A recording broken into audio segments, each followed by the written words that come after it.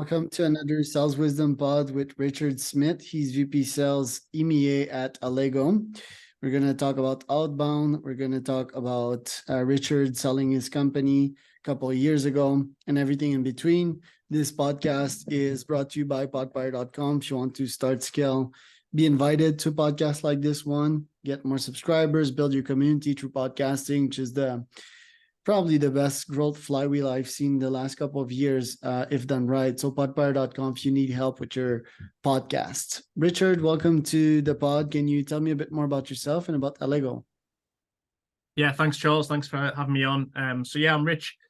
I live in Yorkshire in the UK. I am 15 plus years in sales. I've done all kinds of roles. Started life as an SDR, and I'm lucky enough to now be running a sales organization here at Allego in EMEA. What do Allego do? Allego are one of the leaders in the revenue enablement software space. What does that mean? Well, we basically help companies who have challenges centered around how they train, onboard, coach their sales and revenue teams, and how they basically arm their client-facing teams with the relevant content and stories to help them be successful in their day-to-day. So, yeah, my role is really leading a team of individuals who are all about engaging with our target audience, selling our product, and overall revenue, new revenue, expansion revenue in the EMEA region. That's pretty cool. Let's talk about you exiting your company. So how did that came about? Yeah, so really goes back to 2020, where the company that I co-founded was a company called Refract. We were a company that operated in what is now known as the conversation intelligence space, which was basically a technology that was analyzing sales conversations to help sellers become more effective, productive in how they engage with their prospects, but also helping sales leaders do a better job of coaching their sellers to have more impactful conversations with their customers. We in 2020 we had a really great year. It was the year of the pandemic, and what we saw was a lot of growth in our business at that point, because a lot of the companies that were buying our product were looking to go from like office to working from home, and they needed a better way to better manage and coach their salespeople who were all kind of sat at home all of a sudden. So we had a really strong year. I think it was at that point that we had true product market fit, and we were really growing quite quickly as a business. But we kind of came to a bit of a junction, Charles, where we had to make a big decision. We said, hey, do we raise a bunch of money and continue to grow this thing? And, we had some very well-funded competitors at the time who had raised, tens of millions, hundreds of millions more than we had. And so we had to make a decision. Do we try fighting the good fight? Or do we look at other options? And at that time, the option that was presented to us was Allego, who were looking to grow their presence in the EMEA region. They were very interested in how our technology could become part of their technology. And it was at that point that we kind of saw that the market was going to end up in a point where companies were going to look for a more of a bigger platform suite. And so we made the decision to sell, and have never regretted the decision. In fact, I think since then our decision's been really validated. And that's really the whole kind of story behind how it all came about. And was it a life-changing exit? And how did you adapt to being part of a company that you did not founded? Yeah. It depends on what you classify as life-changing. I think from a financial perspective, it wasn't life-changing. But it was a good exit for all shareholders. Actually, one of the things that really appealed to us, and I just speak for myself here, is the majority of my the majority of my payout I actually kind of reinvested back into Allego, mainly because I kind of saw a situation where actually the value, the value of that stock would be a lot more down the line than, taking it all as cash on day one, which I think a lot of people would be quite attracted to. Because quite frankly, Allego were just on a different growth curve to what we were on at Refract, and a more established business in the market, and all the rest of it. So, but you could also look on the other side of not just from a monetary perspective, but actually life changing. Did it take my career in a different direction? I think it probably did, because it's helped me, learn how to work in a larger company. It's helped me develop myself as a sales leader. I've learned a lot of things over the past 3 years that I probably wouldn't have learned, that I think will stick with me for the rest of my career.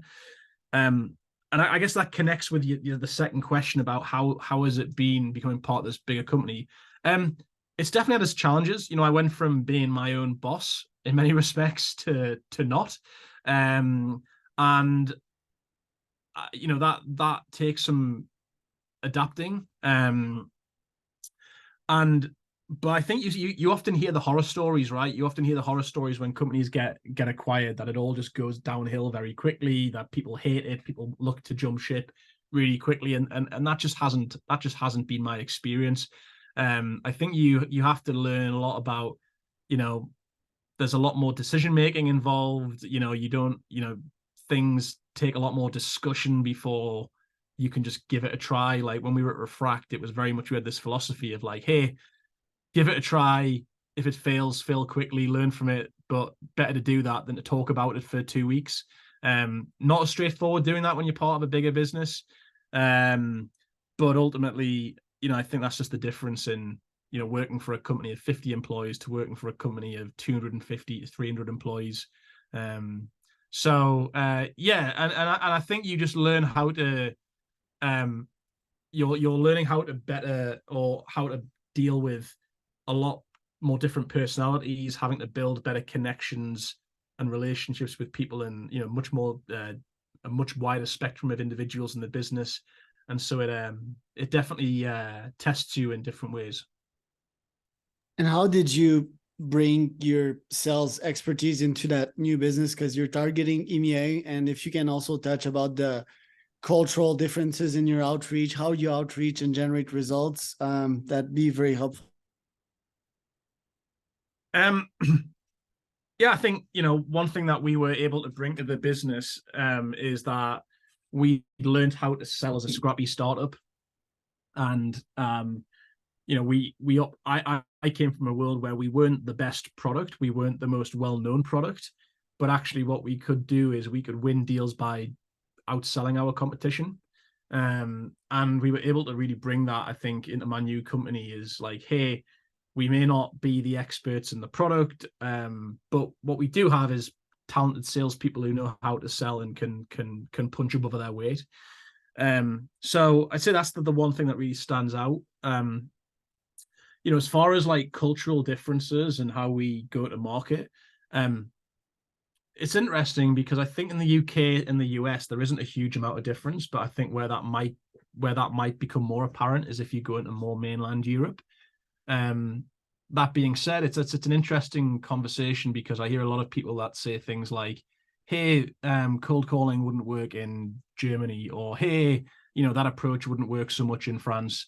When actually, I don't see that, quite frankly, in reality, because my team, we do outbound into all parts of all different territories in Europe, and we're able to engage prospects, have conversations with prospects. I'm not saying there's not some differences, but I think a lot of people put a lot of they kind of tarnish everybody with the same brush, saying, hey, that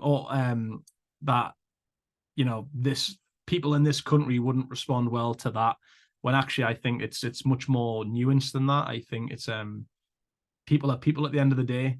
How you connect with those humans, people in France, Germany, Sweden, they all have a beer at the end of the day. They all watch Netflix. You know, we're not materially different individuals. I agree with that. Just this morning, I was with a client that targets the Philippines market, and he was saying that being formal there is the way to go. But I told him, like, first, Filipinos working for American companies are very much Americanized, and even that historically they have a lot of American cultures.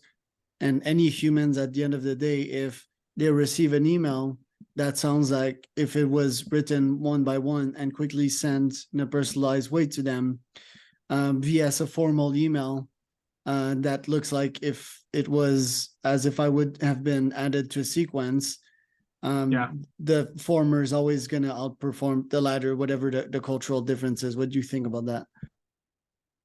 I agree. I think it comes back to humans are human at the end of the day, and you know, you're always gonna there might be some cultural differences, but I think in the world of sales, the world of messaging,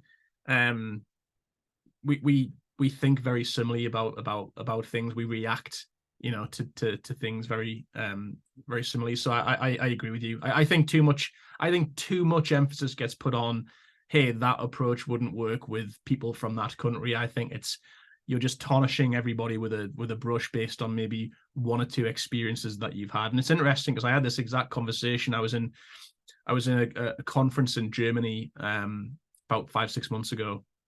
Had this exact same conversation with a German person, and I kind of said, hey, do you think there's a material difference between me selling to someone in Germany, someone in Germany versus the UK? And he said, well, to be honest, it depends who you speak with. Like, it depends on the personality of the individual. And with that, it kind of validated everything that I believed. Yeah. Is it a founder? Is it a CEO? Because yeah, these are drastically different personalities. They're kind of pirates or free birds, you know, that want their liberty, rebels. Even CEOs and founders, there's a different, although a bunch of people use the term interchangeably. And yeah, the industry as well. Are they like in banking, or are they in sex toys? You know, the messaging will be drastically different, depending on which one you reach out to. Right. Now, I see that you're into cold calling quite a lot. I'm head deep into cold email AI. So tell me about the sequences you run nowadays, the outbound that you run, and where are you seeing the success, and why do you think these outbound methods are more successful than others? Yeah, it's interesting because, you know, we still do, you know, very outbound focused organization. Many of the leads that we generate, the appointments that we generate, come from cold outbound. And it's interesting. I always do like an analysis on what's the channel that's working best for us versus others. And consistently for us, you know, if I look at outbound generated meetings, 2/3 of the meetings are generated over the phone, with the other third comprised of other channels, which could be, you know, emails, social. And you know, that might well be because maybe we have better success on the phone with the types of people we're calling. You know, we're typically targeting other people in sales leadership. And so maybe, I don't know, maybe those people are just respond better on the phone, or they're easier, you have better connections on the phone. But what is undeniable is that we have most success on the phone, and that's not to say that we don't invest effort in other channels. We just see the better returns. So for me, you see what's working and you double down in that channel, but you can't completely ignore other channels, and it comes down to different people will respond to different methods of contact better than others. You know, I've had all sorts of conversations with prospects, people who say they never answer the phone, people who say they never answer an email, you know, and whereas you speak with some people who say the opposite, right? So you have to use all the tools available. You have to use different approaches. You have to make sure that you're trying different approaches in your sequence with the same prospect. But what you have to prioritize, I think, what you have to put most focus and time into is the channel that you get better results from. And for us, that's the fun. I'm seeing various precise successes on my end. It's all about product market fit. Some product that I've seen work well is AI as a service, podcasting as a service, mastermind as a service, AI outreach, a bit less, because everyone's doing it. So lots of competition. I've also seen some offers work quite well. For example, in the AI outreach as a service, I'm seeing that giving out a free list of leads to my clients, if they hop on a call with me, that is causing a lot of responses. For the podcasts, it's giving them a podcast plan, and then the headline says the Richard Smith Show, for example, or the Top Leads podcast. So I'm seeing a lot of successes in these niches from a cold email perspective, which is very scalable, in my opinion, from a energy perspective, right? I have to invest very little energy in it, and I get out-measured returns, 10 to 20 meetings a day. And I use Apollo for that, like as my tech stack connected with SendGrid. So what are you seeing explode nowadays on your end? What campaigns are you seeing really succeed? What scripts are you mentioning on the phone, and what tech stack do you use precisely?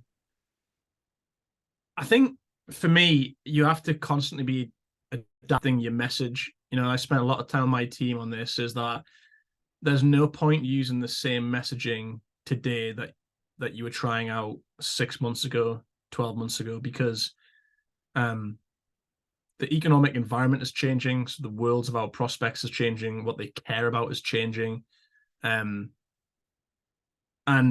so we are constantly going through this exercise on a, every month, every 2 months, of saying, okay, what messaging, what problems are we seeing of our prospects, and what do they care about? So for example,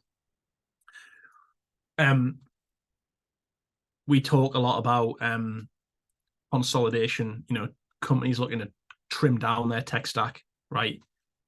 That's something that's super relevant right now, that people are talking about a lot, like right now. But go back 12 months ago, it wasn't so much of a thing. So you have to constantly, as a business, no matter what business you work in, you have to constantly be thinking about what are the common trends in the industry that I sell to, the type of people I sell to. What are they likely thinking about right now? Otherwise, you're just forever kind of, taking the same message to market and constantly just playing a game of chance, quite frankly. From a tech stack point of view, it's interesting. As a business, we have quite a large tech stack. We have all sorts of tools. We have outreach for sales engagement. We have Nooks for social power hours. We have Connect and Sell. We have Lavender to help write better emails. We got 6sense for intent data. We got all these tools, and I think the challenge is that you can over tool a team. And I think for me, if I look at sales engagement, it's a really interesting space. Everybody's kind of uses some kind of sales engagement tool, and it's kind of became like a bit of a table stakes product. I think the big challenge for companies is to say, how much value are they extrapolating from these tools, and are they just blasting out messages and hoping for the best, or are they optimizing what they're actually saying to the market? So I think it's an interesting. I'd be curious to hear your thoughts on the whole tech stack, and whether people are just using too many tools, and if that's actually causing more of a hindrance for for people than actually helping them? I'd say yes, 2000%. Why? Because humans, especially at this high level of success, whether you're talking about founder or CEOs or VP sales, they're quite OCD people, and they always overanalyze everything, and they rightfully think so that what brought them there, aka their obsessiveness, will bring them to that next level. But I say that genius is simplicity. People are often scared of rejection. Definitely not you, Richard, but like a founder or a classic CEO. They'll be like, yeah, I don't want to ruin my reputation. I don't want to send to that many people. But they never tried, and the toxic thing is that they're not scared to fail, and they just overanalyze the tech stack and everything needs to be perfect, but this is not how it goes. The market is moving in real time, and humans, they forget, so trying to build a very large and complicated sequence with 100 hours invested and including like 10 to 15 softwares in there is pretty useless. By the same time that you're building that, I'll be generating 100 meetings and these will already have been moving in the pipe. So, and last but not least, there's a bunch of software that do not interact well with another. Shit breaks all the time. And yeah, if this game's about motivation and momentum and accomplishing stuff when it's time, it can be really discouraging to try to fix a broken tech stack all the time. What do you think?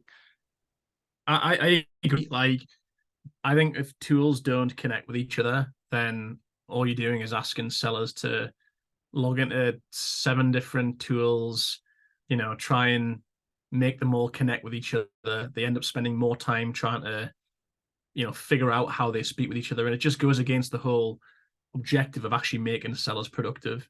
And if we think of outbound reps in particular, one of their biggest reasons they fail is because they're not productive.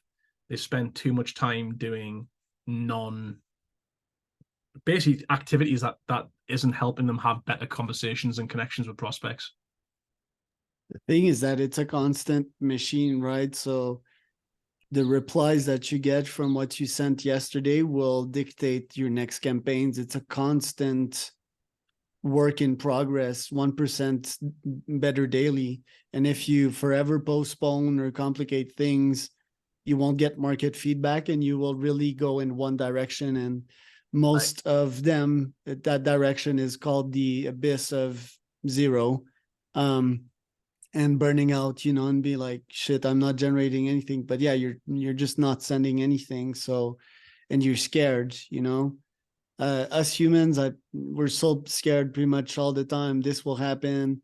Oh, if I try to do this important to do today, it will suck a lot. It will take forever. But in reality, it takes 5 minutes and you're done.